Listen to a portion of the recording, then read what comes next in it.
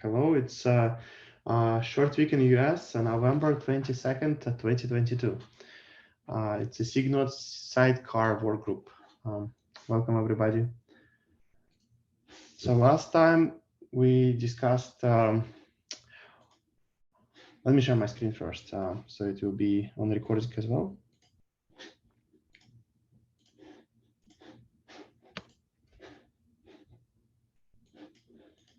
Do you see my screen now? Yeah, so I see last time, perfect. Last time we discussed what design will not be. We discussed that this is not the graph, this is not the per container single property, and it's not a regular container with sidecar flag because it needs to cover init containers as well. So we want to cover init stage with sidecars somehow. And we came up with this set of requirements. We discussed that it needs to have some property to block pod termination, to not block pod termination, so it will be deleted when app container is deleted. It should be able to start before init containers. We've been discussing that there is a requirement for some to initialize something before sidecars, but this initialization theoretically can be moved into container itself. So container itself will do initialization, which more burden on developer, but easier to implement for us. Then restart behavior needs to be taken into consideration. Probably it needs to be restarted, even though whole pod is not restarted. And then semantically different scopes in future. We consider more features or more properties to be added to this kind of containers, including security isolation, some resource isolation, pod readiness override when pods affects whether when sidecar affects differently whether pod is ready or not ready, and then liveness can be also affected in different way, as well as behavior. And then we need to establish patterns that we can reliably inject the sidecar into pod. And then termination was a hot topic. Last time we've been discussing termination order, and it was important that sidecars will somehow be notified when main containers start being deleted. It's not like hard requirement, but it's very nice to have to implement many scenarios. Yeah, I think 7 is repetition of 5. Yeah, I will edit slides. Okay, so this was a requirement, and we started this mental exercise. We said that out of the slide deck with all the stages, let's discuss single stage, like pre-init containers. Like, let's say we have pre-init containers, and then we've been discussing what does it mean and whether it covers all the requirements. So we went through some requirements around termination, and we went through some requirements around initialization. And finally, we stumbled on CPU manager that may be tricky to implement, because CPU manager needs to account for, like today, it allocates some CPUs for init containers, and then init stage finishes, and then it allocates proper CPUs for up stages, like for main stage. Now it will need to pre-allocate some init containers, and then they need to play very nicely with up containers when they will come up. And that may be not trivial task to accomplish. But rather than that, we didn't find any problems. So this time we wanted to continue the discussion. We want to take this picture and continue discussing what requirements will not be satisfied. And then Matthias and Ramya worked offline on trying to come up with like different options, how it can be represented in pod YAML. And if we'll get to that, we can discuss it. If we're not ready, we can do it next time, because not that many people today on the call. Let me copy requirements again.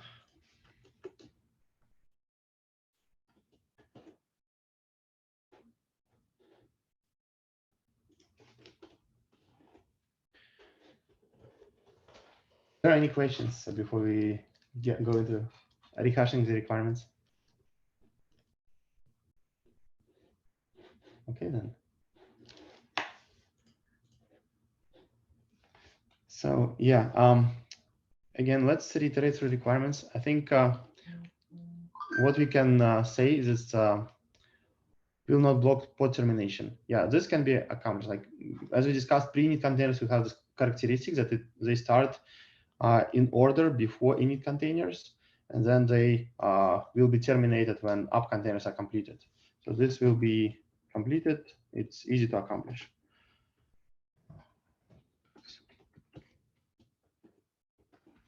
Sorry, I have a question. Sorry, I wasn't here last week. You mentioned real briefly in the intro pre-init, pre-init as an idea. Like we added init containers to make a strong guarantee that this always happens before that, right? Do we feel like that's going to happen here? Will we need pre-init? Yeah, this is second requirement. Can start before init containers. We recognize that there is a requirement that they should be able to start before init containers. There are scenarios when we want to reliably inject containers such a way that they will cover init stage as well.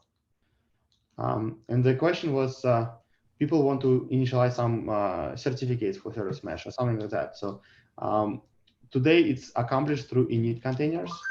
And in the future, what we've been discussing is we can either have two stages, try to come up with two stages, like one pre-init, like one pre-init containers and another post-init containers, or we can make developers code more. So developers will need to take the logic of init containers and move them into pre-init stage.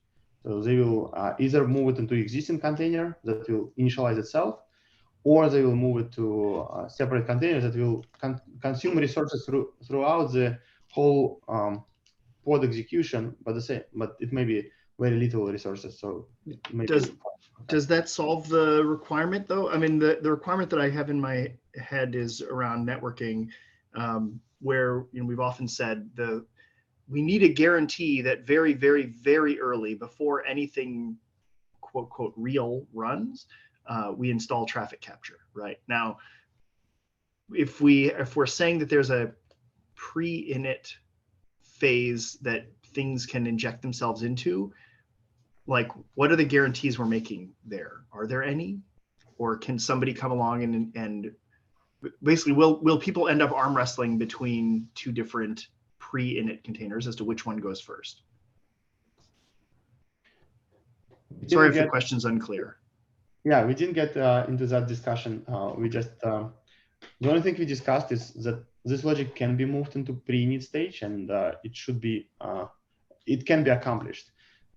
Second question is whether we will have different sidecars fighting for the first place, like to be first. We didn't discuss that far, and we didn't discuss it as a scenario that have to be accomplished.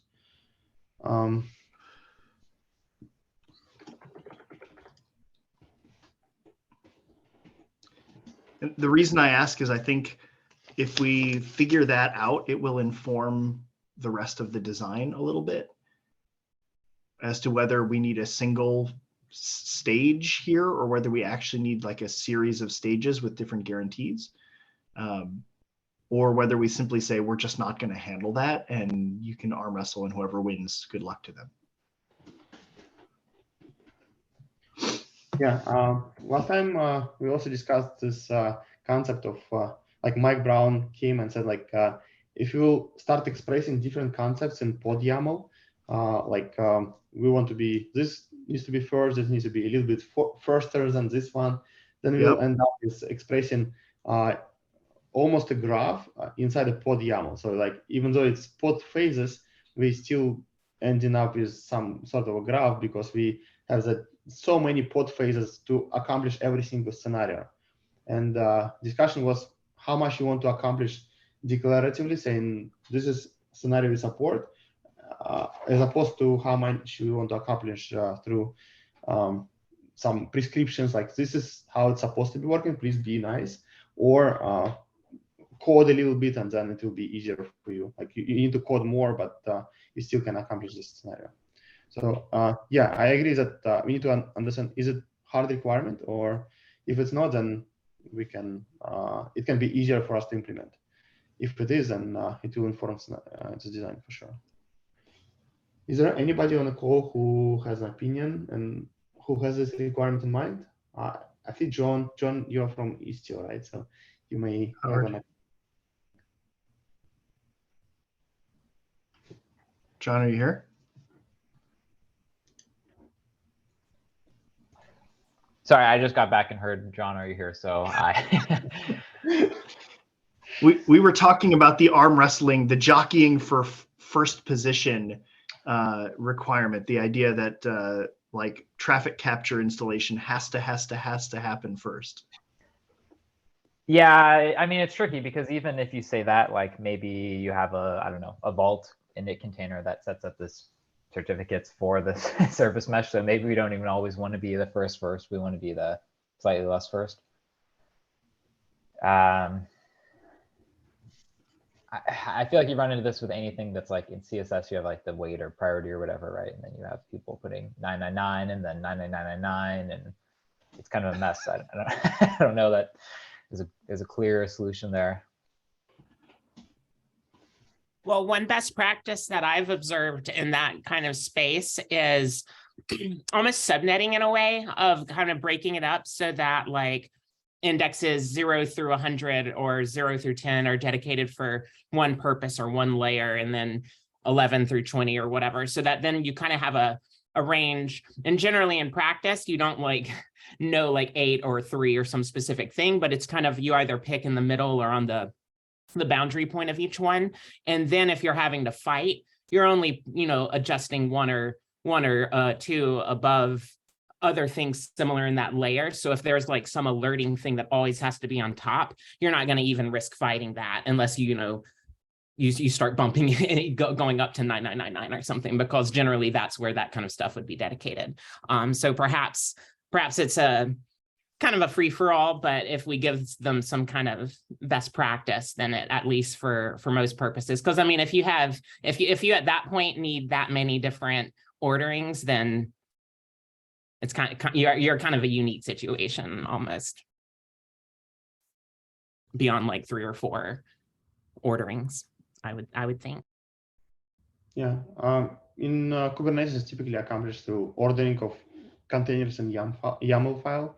So we respect the order, and they will be started in this order. So it's kind of indexes without declaring the index.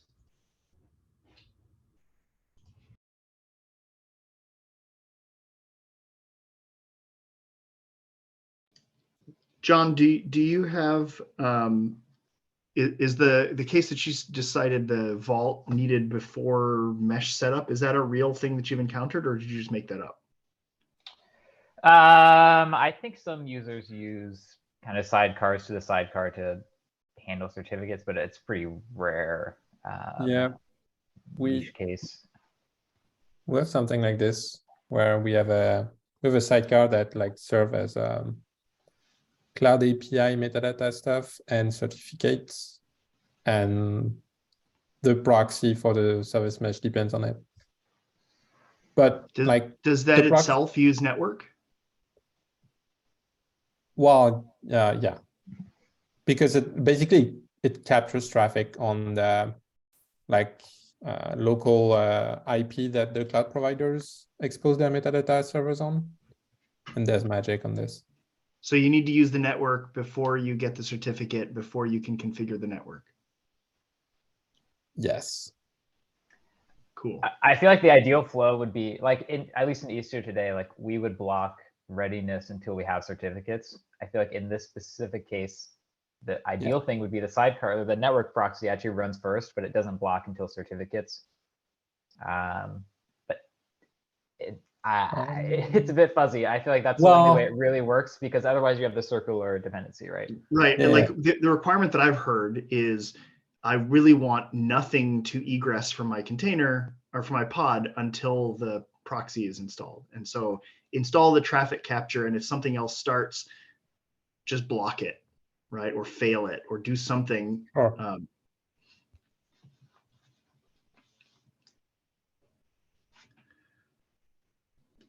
So Yeah, but I don't think- know how to crack that. It sounds like they're in conflict. Yeah, I think this kind of requirement can be accomplished through custom policies on specific customer, saying like, if you are that strict about networks, then you need to have a webhook and move this container into first position.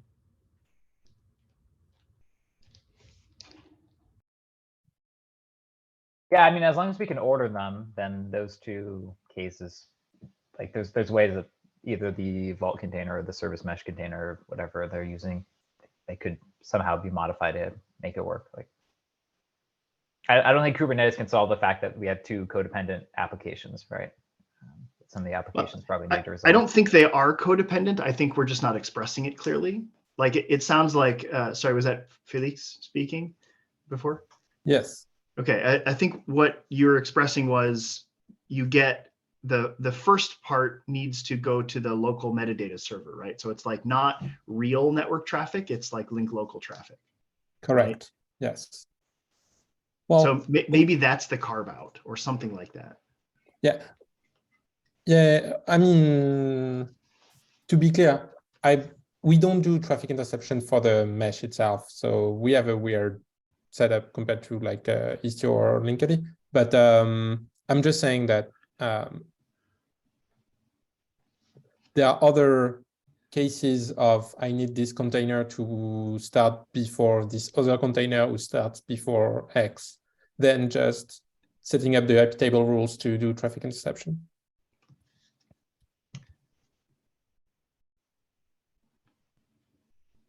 In our context, we don't have a loop of dependencies. We have like A depends on B depends on C. Everyone depends on the sidecar to do Vault magic and Cloud APIs magic. And then the sidecar for the proxy depends on that, and everyone depends on both.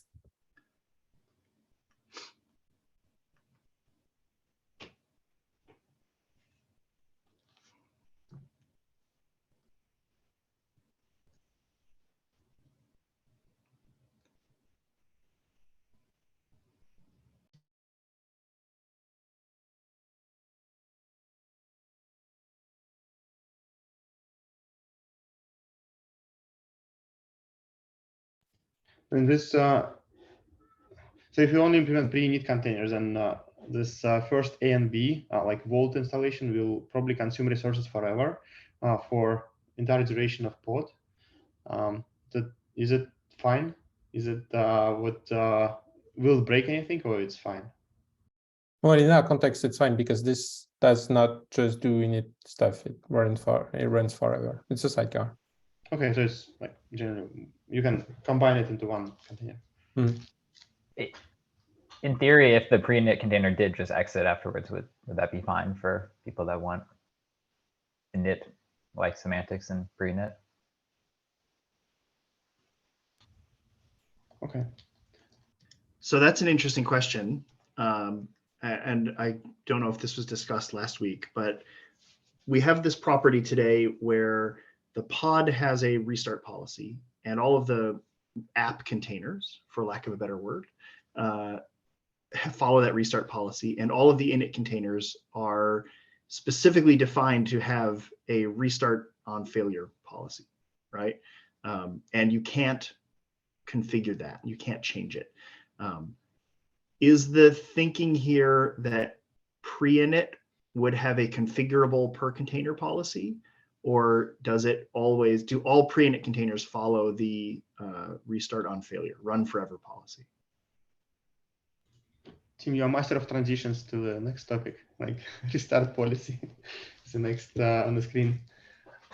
Yeah, I think this is really one of the most interesting discussions, because it has the, at least seems to me, from who's not super familiar with the kubelets pod lifecycle code anymore, it seems to me like this could have the biggest impact on the quality, the ability to do this reliably.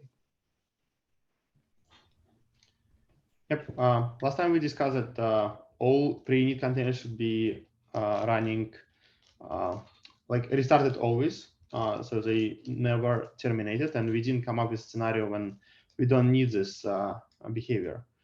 We've been discussing that, like, I mean, we didn't discuss explicitly whether initialization that you do in pre-init containers and you don't need this container any longer, you want to shut it down. We didn't discuss that in details, but nobody seems to be very worried about this kind of edge cases. I wonder if anybody on this call today can comment about it.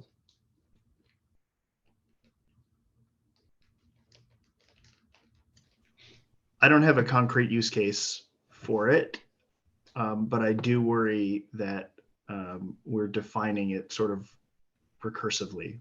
Like, if we do this, then I suspect we'll end up with pre in it, which follows the run once semantic.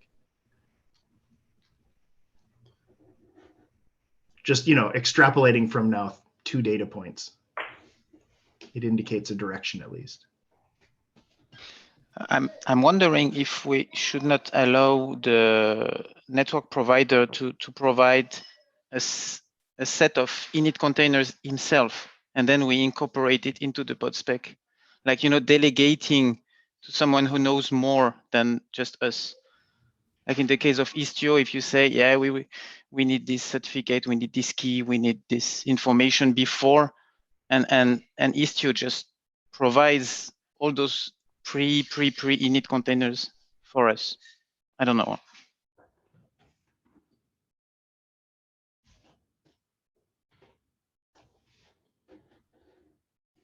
I didn't get you, Matthias.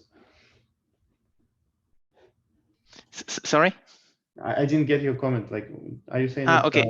So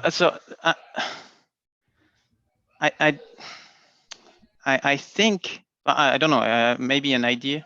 If we would allow Istio to provide a list of containers to run before their own container, like a better mechanism than just doing the pod mutation at admission that adds one init container. Something more powerful than this. I don't know how it would look like. But,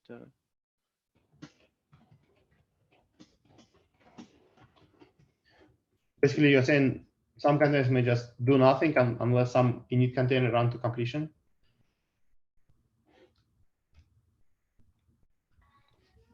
Maybe, or yeah, or giving. It's too noisy here. Sorry. Sorry, we're not hearing any noise from you, so it's okay. Okay, cool. So like saying, so I need to insert this container before the main application. So that's Istio. But in order to run, I need a container that handles the certificates, or I need a container that handles this. And then this can be gathered in the pod spec somehow, like a composition. I don't exactly see how it would work, but it's interesting maybe to think about inversing the configuration, saying like, I need a component and this component knows what it needs. And upfront, the guy using the pod doesn't know it. So like a delegation of dependencies.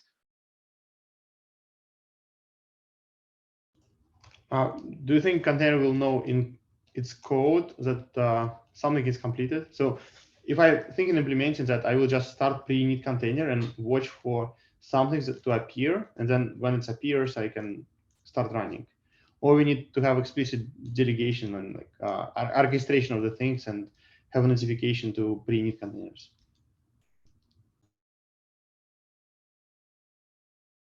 Yeah, maybe it's getting too complicated. I think for the 1%, we should not bloat the implementation. Yeah, I mean, that's a good point, right? At the end of this, there's going to be corner cases no matter what we do, where we're going to have to provide, the escape hatch that is, you've done something really weird or your environment is really strange and you have to configure things yourself that way. So it's good to keep in mind what that escape hatch is. And then solve maybe for the 80% case. Yeah, it may not be very good idea to have notification when app container about to start, because we've been discussing that pre-init containers want to have notification when app container is completed. So they will, or like received a termination callback. So pre-init containers will also receive the same callback or like similar callback. So maybe we need to have notification when init stage has completed. So maybe another option.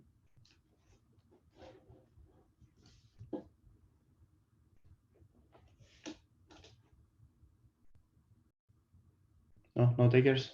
I don't have specific scenario in mind, so I don't want to put it as a requirement. If somebody has, if it resonated with anybody, please speak up. I've left the thinking about what all the life cycle stages means until I have a better handle on what I think the general model should be. But I do think that what we currently do with like pre-stop and pre-start will have to get more sophisticated in order to do any sort of intra-pod messaging. Okay. Yeah, I think I like what Tim was saying. I mean, if we're not going to do a dependency graph, then we at least need a dependency, line, so that we can have some way to define, n sets of dependencies, right? And as soon as you have one, you're going to have another. It just happens that way. And then we need on the destruction to be able to walk it back the other direction.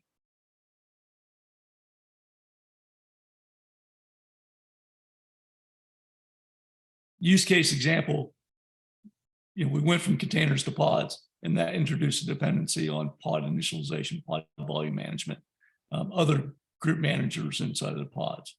And that's all being held inviolate today, but it would be nice if you could extract that into more of a common container model, if we could, so that these pods could become more interesting.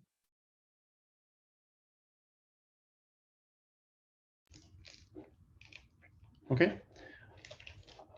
I think I'm going to put X here, and I think we can accomplish this. We still have open question: is anybody like really need this network setup stage to be before everything else? But I heard that at least on this call, nobody have strong requirement like that. Like if customer has a requirement, we will ask customer.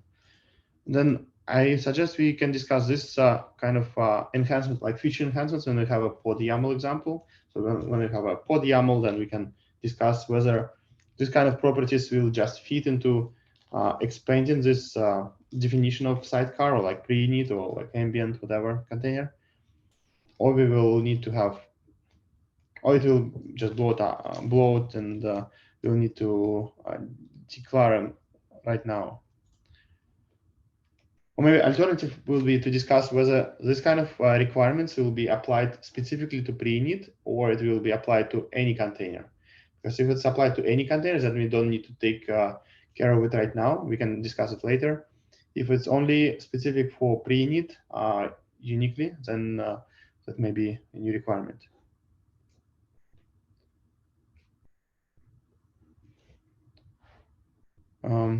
Security isolation. Any opinion? Like let's say we want pre-init containers to run in different runtime handler.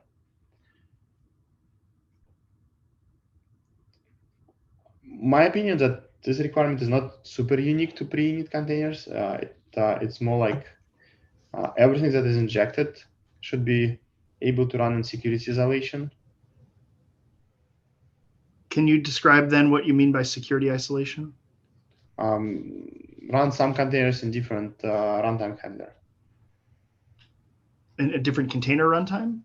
Yeah. Like run your inits? Like gvisor, for instance. But yeah. Is that really the same pod? Like that feels like a different proposal here to have pod assistants, but they're not really in the same pod. Like running something in a gvisor puts you in a different network space, right? Where you can't really coordinate ports and things like that. Or if you run it in Kata, you've got more of a VM-ish thing in between you, right? Is that the same pod at that point, or is it a different concept? Yeah, that became complicated once you have this. I heard even people dreaming about sidecars running on different machine, but somehow still has access to pod. So it's like, yeah, that's a that's a different thing. I'm not even against the thing that is, but I don't think that that's a sidecar. okay, yeah, and I don't think it's specific to sidecar, so I think that may be applicable to any container. One question though is whether the security, whether there is any different, like I think resource isolation may be something that we may want to apply specifically for sidecars. One of the complaints was, I mean, we have this issue for a while that CPU throttling is defined for entire pod rather than for individual containers. And there was even a talk at some point on KubeCon about Envoy eating up all the CPU quotas. So that may be specific for pre-init containers in security context. Arnaud, do you want to speak up about security context? Yeah, my question is more related to what we do actually. Like if we have like a container acting as a sidecar, can we apply the same pattern?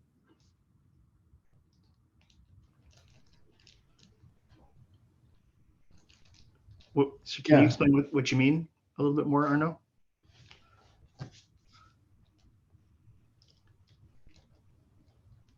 Like which pattern? And what does acting like a sidecar mean? Are you still there? Yeah, sorry, I have to open the door for someone. Oh, no problem. Yeah, so basically, if in some basically cloud providers say, okay, you should run a agent as a sidecar, which means you define a new container in a pod with a different security context. So I'm trying to see if we have like a sidecar per se, can we define different things in new security context applied to the sidecar? Like, is the sidecar can run as a different user or something like that?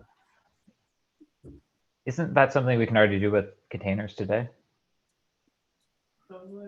And we have different resource requests and limits and different security context. Yeah, but can we, because right now I don't, in the specification, if we define sidecar in the pod specification, how this is look like from a security perspective? I see. Yeah, I mean, I would think that we would need all the fields that are in container today, or at least the vast majority. Maybe a few don't make sense, which would include, you know, resource and security context. Yeah, and if we will need enforcement, we can probably, a customer can do it through webhook and try to enforce something.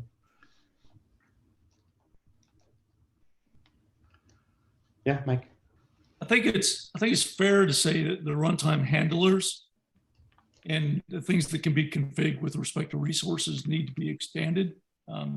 Today, there's a little bit of limitation around the image resource, you know, access, pulls, storage, that sort of thing. That needs to be merged, as well as snapshotters needs to be merged into the run handler context, and that needs to be expanded into kubelet. But I'm not sure if it's init containers, you know, sidecar container specific. It's more of the concept that, you know, these runtime handlers need to be expanded across the entire node, so that we can have confidential pods. So right in the kubelet, you know, the node manager needs to be able to handle that, as well as the container runtime.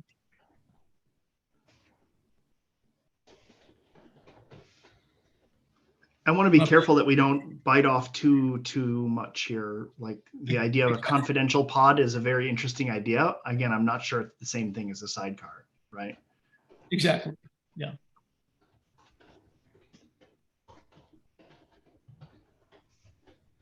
Okay. Yeah, I put it into notes. I agree. I didn't come up with any such requirements either that are very specific to pre-init containers. What about resource isolation? Is there any? I know we have an issue suggesting that we want to do CPU throttling per container. Does it make? Will we have pre-init containers a special case for this kind of isolation? So always be.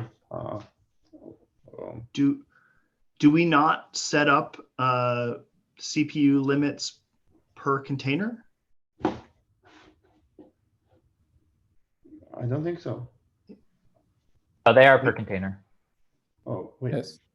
So what's the issue then? I Yeah, I'm didn't not- remember it before that, but I think there is something about CPU quota.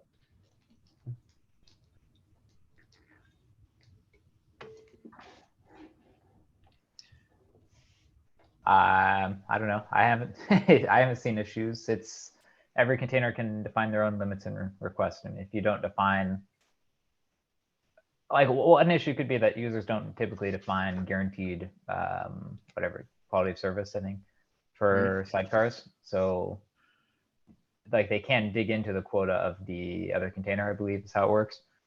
But that's not something that's a user config that they've chosen to do that because they want, you know, bursting or whatever. I don't know that we need to solve that for this problem. Or if we do, it's at least, it seems orthogonal, right? If there's maybe a better way to have multiple container resource allocation, that's fine. That's kind of unrelated to the ordering problem, I think. Yes. Yeah, If I remember well, sorry. I was just saying, I agree that we don't do a great job overall of defining the exact semantics of resources per container per pod and how the overflow of those things works in Kubernetes. And in fact, it may not even be Kubernetes' job to define that. It may actually be the container runtime's job to define what those mean. Yeah, I posted the link to this issue here. So it's about CPU throttling.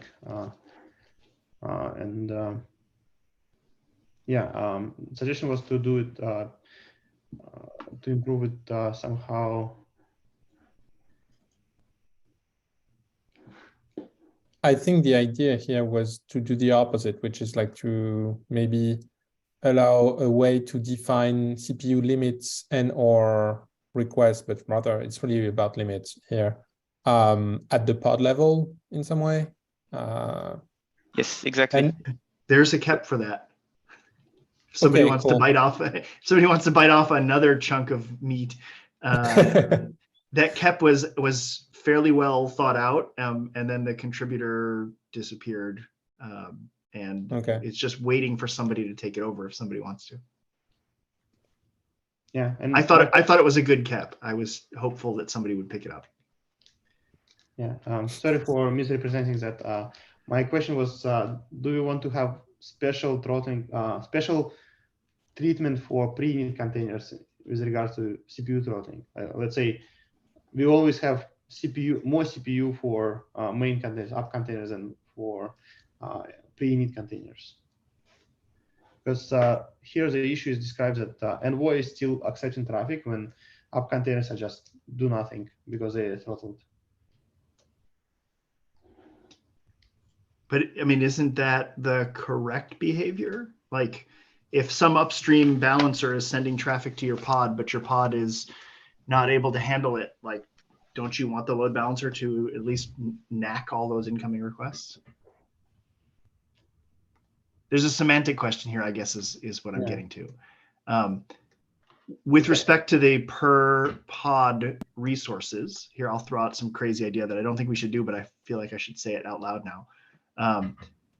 We've already got a natural hierarchy when we look at something like C groups, right? We've got a pod C group and then per container C groups. Like perhaps it's worthwhile to actually interject another level in between, which is like phased group. Like these are all the pre-init things and these are all the app things.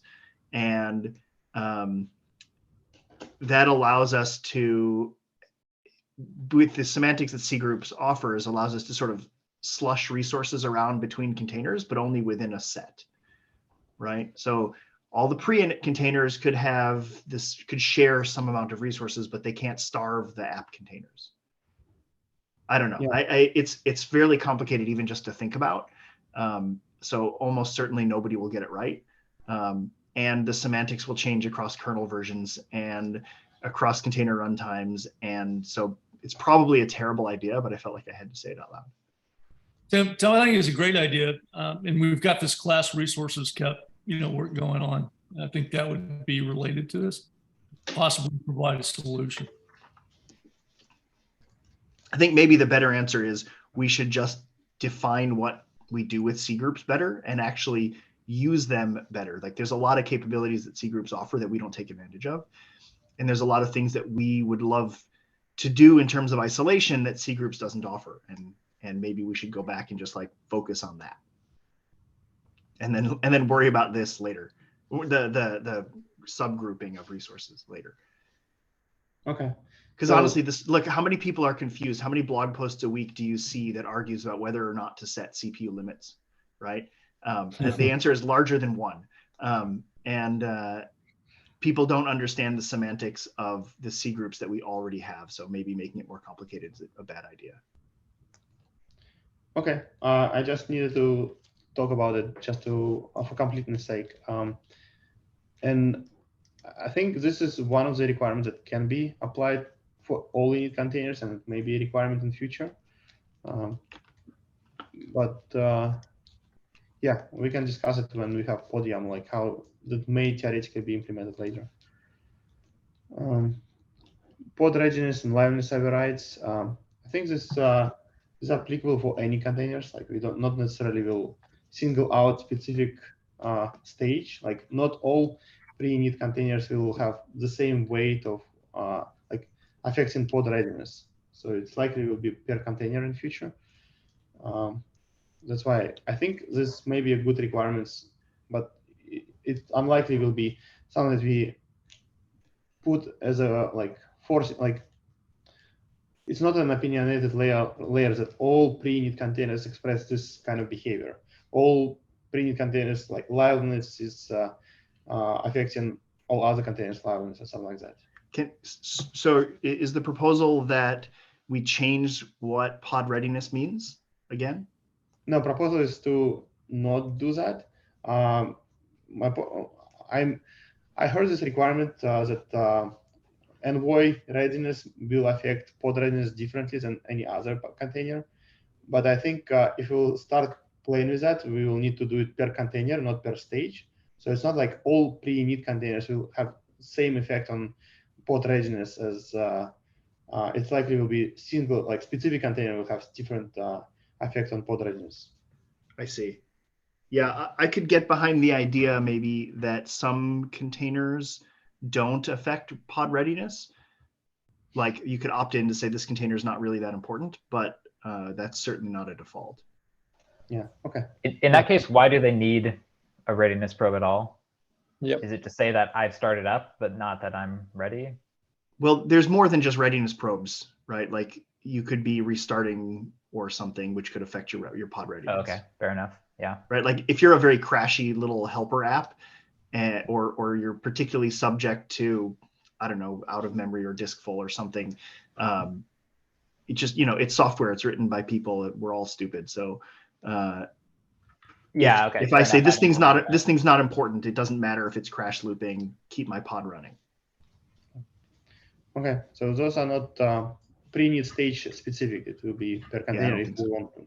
And behavior that is different for pre-init, I think it's the same category. We probably, it may be either in category of resource isolation that we will apply a little bit different behavior for all containers, but likely it will be per container rather than per stage. This is one of those places where I think we don't do a very good job of using what C groups offers us yet. Yeah, especially C group we do. Yeah. Okay, so we found one that maybe we'll need to discuss when we will get into PodYAML. Everything else sounds to be covered and can be accomplished with pre-init containers. Establish the pattern. Okay, so this one is talking about if we will implement just that, if we implement just pre-init containers, when new requirement will come, do we know any requirement that will come that will not fit into this model, and that we will need to introduce a new stage of containers? And if we will need to implement new stage of containers, and whether the pattern that we will establish will be repeatable, so we can do similar things. Prediction strategy. Yeah, I think one of the big questions, I'm trying to avoid like mentally designing what an API would look like. But I think one of the big questions here is whether we think we're doing this one time for pre-init or whatever we're going to call it. God help us, we need to find a better name than pre-init. But whether we're doing this one time or whether we actually believe that there'll be another one and maybe another one over time.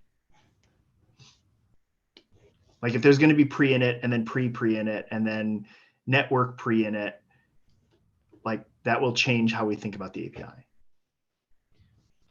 Yeah, I think so far we've been discussing that everything beyond standard requirements can be accomplished by ordering containers and coding something inside these containers. So I think we should be covered. Maybe we can say that we didn't come up with any requirement in the mid future that will require this thing.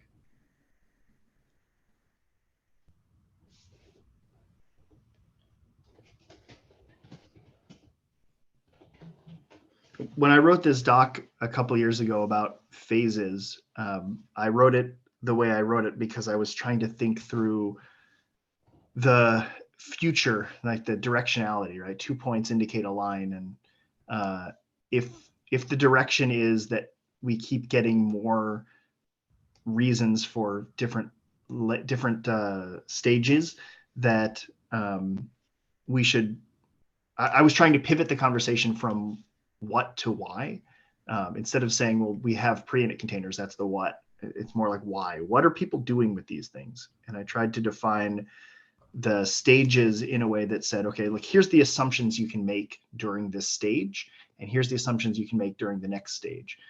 Like the first stage assumes you can't do network traffic. So if you have to do something and it's okay not to use network traffic, then you can go there. But if you need network, you have to go in the next stage. And that level of thinking broke down into 4 or 5 potential stages. I didn't have concrete use cases for all of them though.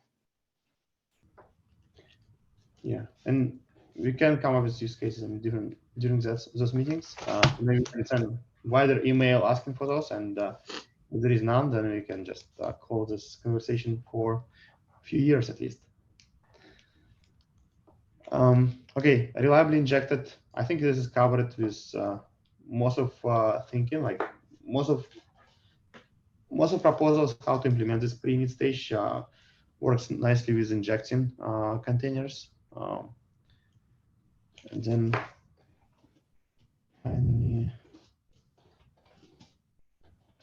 I just have a question regarding the ordering. Does YAML guarantee the ordering in lists? Yeah. Yes. Yes, unlike JSON, right? Yes. Okay. Within a list, but not within a map. yeah, if you define it as a list, then it's fine. I find lists, I think in the API are good if you have a single author, and they're cumbersome when you have multiple authors. Anything that is simpler than either prepend or append becomes complicated. If you want to try to insert something into the middle, and this goes back to the arm wrestling for like who gets to be first, right? Yeah. And proposal from Jasmine about indexing. I don't think I would be against introducing indexing just for pre-init containers. It seems to be a big change that may not be justified with scenarios yet. Yeah, it feels like overkill. I didn't see the proposal. Sorry. Can you give me like a 10-word summary? Basically like it was really just like weighted orderings, and then the problem was proposed of people just do 99999 to get priority or least priority. And I just had mentioned that there are ways, it's kind of like a because this is already kind of you're going out of the way to do something funky with many pre-ordered containers, but to just kind of educate them in the documentation of like an example of you could bucket it, and if you kind of put out in maybe brackets is a better word for your indexes, and you dedicate those. It's basically just recreating your stages. Like stage 1 would like 0 through 10. Stage 2 would be whatever, and the idea is just you typically would pick like in the middle. And if you do need to budge because somebody else is at that stage, but you need to be just before them, you just tick up by 1 or tick down by 1. And then you just don't risk entering into the other phase, but you still have a little bit of jiggle room. And that's how you pick the size of the bracket, is how big you want your room. But yeah, to his point, just especially just for init containers. If it was a pattern that we deployed everywhere in the API, it would probably make more sense. But it's also very much, that's kind of a convention driven thing, right? And convention isn't a great way to do an API. Okay, thanks. And lastly, termination ordering. I think we discussed that it should be sidecars last, and we can implement pre-init containers this way, so that should be fine. So I think question on termination. I think it's a requirement that sidecars get some reasonable termination grace period above and beyond the application's termination grace period. So here's the thing I'm concerned about. If I have a logging squirter sidecar that's going to send logs somewhere else, and my application says I need 60 seconds of termination grace period, it could consume that full 60 seconds, the application could, and still be generating logs. And then I need some time after it finishes to finish sending off the logs. And I don't know what the right expression of that is, but I do think we need to capture it somewhere as a requirement. Okay.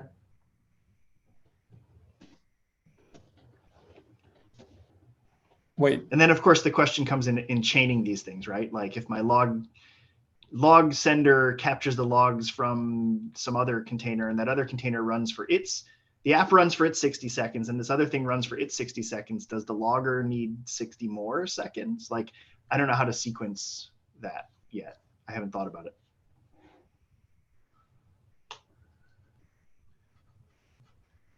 Okay. That does make sense. That's kind of like how the container resource stuff does for the pod. It just is the sum of all the containers in it. So then it would be like your pod's graceful termination is really the sum of all of its containers and pre-init containers' graceful termination periods. Okay, we have 3 minutes left, and I'm really glad that we went through all requirements this time. So we I think we covered them all, and we're pretty confident that pre-init containers concept may work for foreseeable future as an implementation. Now, I think we have 2 directions. First is write them as requirements and discussion a little bit more formal, and maybe present on SIG Node meeting. So if there are any more requirements that people can think of that doesn't fit in this model, then we can discuss those requirements. And if not, then we can close this conversation and like move into discussion of YAML, like how YAML may look like, and whether all these requirements is just one property or like one list that we have, or this can be, some of these requirements can be split into property of any container and applied to any container here. Yeah, so Matthias, I think you started discussing with Ramya, right? How pod YAML may look like. Do you want to continue and like present next week? I'm not sure. I can try to work on this, but unfortunately, we didn't advance so much on it. Rather, we discussed the use case for the lift patch and made sure that the pre-init KEP would tick all the boxes that they need as their use case. And then I wanted to check with the other patch, the other forks of Kubernetes, maybe the Kyverno one, and I don't know if there are other ones, to see if our proposal would fit their needs as well. before going to the YAML, because I know this one will be super controversial. Mm-hmm. Okay. How about that? Like, we will start with next time with pod YAML that will simply have a different set of containers, and then maybe we can go through requirements and understand if any of those requirements should be built-in feature of these containers, and this is how we describe what these containers are, or these features and properties can be described as a separate YAML field that can be turned on and off for the pre-init containers, and that can be applied potentially for other containers. How does that sound? Yeah, and we need the naming as well. Well, let's leave naming for the last discussion. That's the least important thing here, unless we think that the naming influences how we think about the semantics, which is maybe a fair argument. Well, it sort of makes sense to start talking about it at some point, because I think one of the points of trying to this approach is like we have a good abstract concept to represent this stage, and if we can't name it, then we at least know there's some dissatisfaction with pre-init as a Okay, maybe we can list all the options next week.